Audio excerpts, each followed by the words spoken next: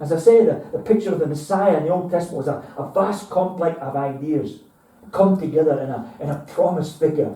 And you know, the only person that can fulfill them, Jesus Christ. There is nobody else can fill all the prophecy. He fulfilled every single prophecy that's in the Old Testament. That he would be a shepherd, that he would be a redeemer. However, the one aspect of the Messiah they overlooked was that the Messiah was going to be a man of sorrow. That he was going to suffer.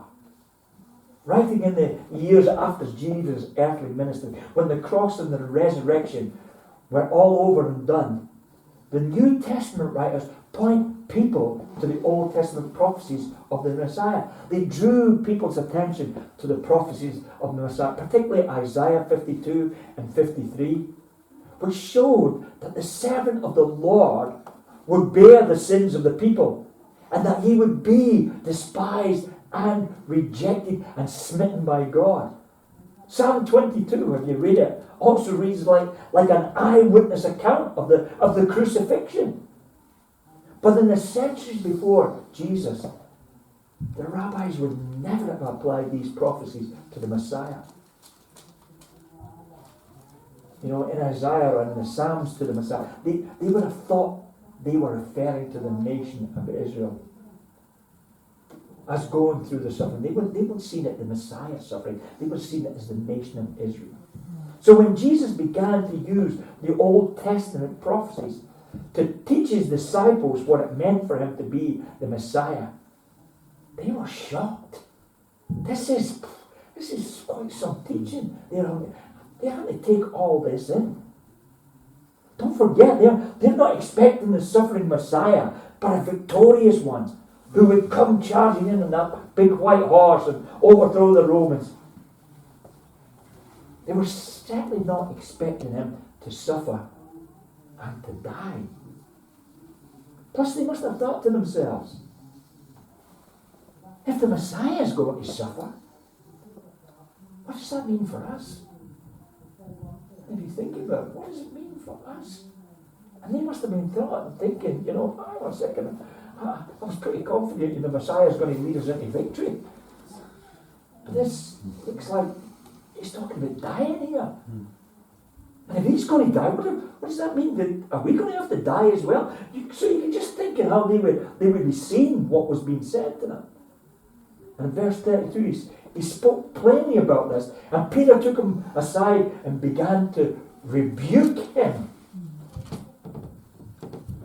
So after Jesus had explained all this and he made it pretty clear to them what was about to come, Peter grabbed him by the arm. Come on, Jesus, just come over here a minute, son. I need to have a word with you. He rebukes Jesus. I mean, I don't know about you, but when you're at university and you're under pressure, you might not agree with what the professor, but you would never get up and rebuke him. You'd never get up and say, hey, hang on a second, professor. You might say, I disagree with you, professor, but you'd never say your teaching is rubbish. Yeah. Would you? But that's what Peter was doing here. He was rebuking the King of Kings and Lord of Lords. Yeah. The word translated in English as rebuke means to denounce or to condemn. It was used by Jesus when he rebuked the demons, judging them to be worthy of condemnation. That's in Matthew 17:18. So, we see when Peter wasn't being nice and polite here, he spoke to Jesus in a condemning way for him. Don't forget, this is the same man who just a short time earlier had said, you are the Christ, you are the Jesus, you are the Messiah.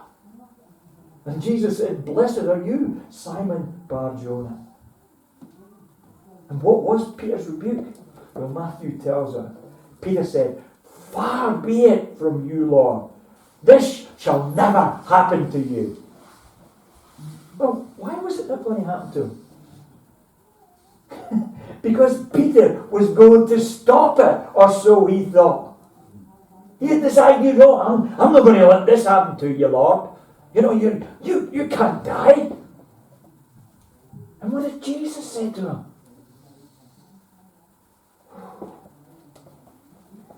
You know, I just think I think Peter said it because he really loved the Lord. I think he really wanted to, I don't want you to die, and I think that was his motive for saying it, But son, he said it misguidingly. And there's a lot of times, that it's often the people that are the closest and the nearest and dearest to us who want us to stop doing what God wants. And God, the devil will use those closest to us to probably prevent us from doing what we know is right. But when Jesus turned and looked at his disciples, he rebuked Peter. Listen to what he says. Get thee behind me, Satan. You do not have in the mind the concerns of God, but merely human concerns. Jesus turned and he looked at the disciples. He must have been thinking to himself, didn't you think that as well? He's looking around and he turns to him and he rebukes Peter in front of all of them.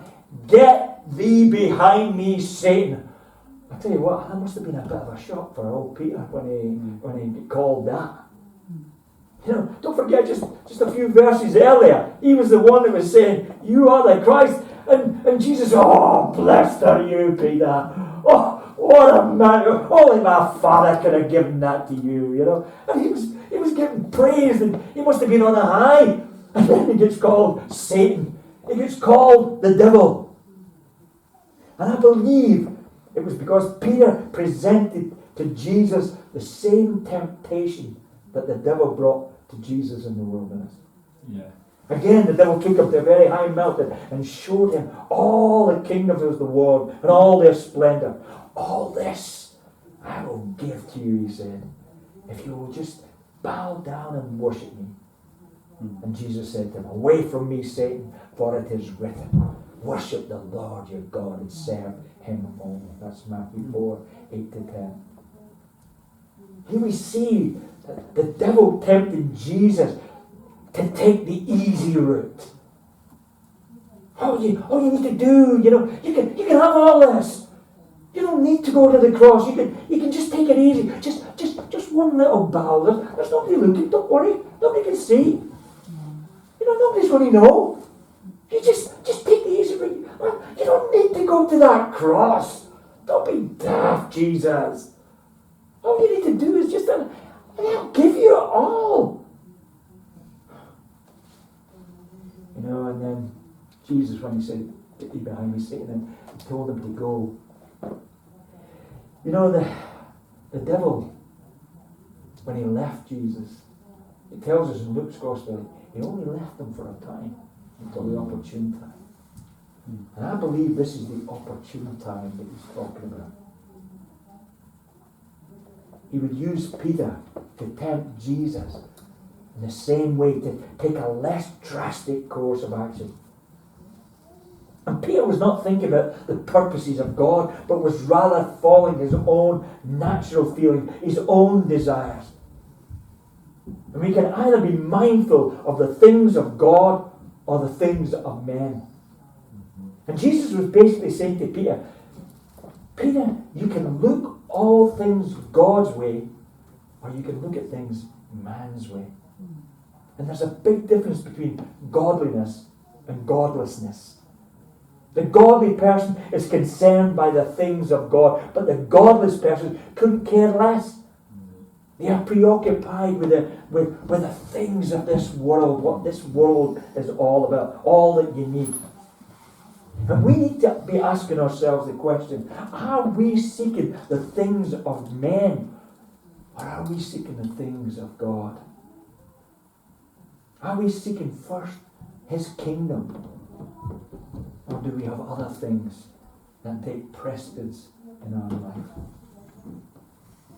Then he called the crowd to him along with his disciples and said, whoever wants to be my disciple must deny themselves and take up their cross and follow me. Jesus drew the crowd to himself. Not just the disciples. He calls the crowd in because this message wasn't just for the disciples. This message is for all of us. Whoever wants to be my disciple must deny themselves. But what does that mean? That we must deny ourselves. Well, it means we have to say no to our natural desire for ease and for comfort. It means we have to say no to all self-seeking, what we want rather than what God wants. It means saying no to our carnal flesh with all its desires and temptations. It means surrendering all to Jesus and being able to say, as Paul says, it is no longer I who live, but Christ who lives in me. It may seem strange that Jesus talks about taking up the cross and following him, especially as the cross was still a ways off. But let me tell you, the people of that day would have understood exactly what Jesus was saying. Because it was a Roman form of death, and it was the custom of every condemned thing. It's like Jesus when he was carrying the cross. They always made them carry their crosses, whether it was just the cross beam or the whole cross, but they made them carry it all the way until the place of crucifixion, just to show Rome's superiority. And what I believe Jesus was saying, he was saying, if you want to follow me, then don't expect an easy time of it. Mm-hmm. Sometimes we just want this life of ease, this life of comfort. Jesus doesn't promise us health, wealth, and prosperity. He tells us in this life we will have tribulation. There's no maybes, ands, or buts about that. That is absolutely clear. You will have tribulation. A cross isn't an easy thing to carry. But the good news for us is that if we carry our cross, he's there with us. He never leaves us, never forsakes us. And he carries the heavy end. For whoever wants to save their life will lose it. But whoever loses their life for me and for the gospel will save it. Here we see the great paradox of the upside down kingdom. For Jesus tells us to save our lives, we first have to lose our lives. But if we lose our lives for the gospel's sake, then we actually save it. And what Jesus means by this is that, like the rich fool, in Luke 12, 16 to 20, who tore down his barns, and what he was going to do, he was going to build bigger barns, and he was going to store all his material wealth. And Jesus said, "You're fool. Tonight, your life's going to be asking, then what's all his wealth going to do for him?"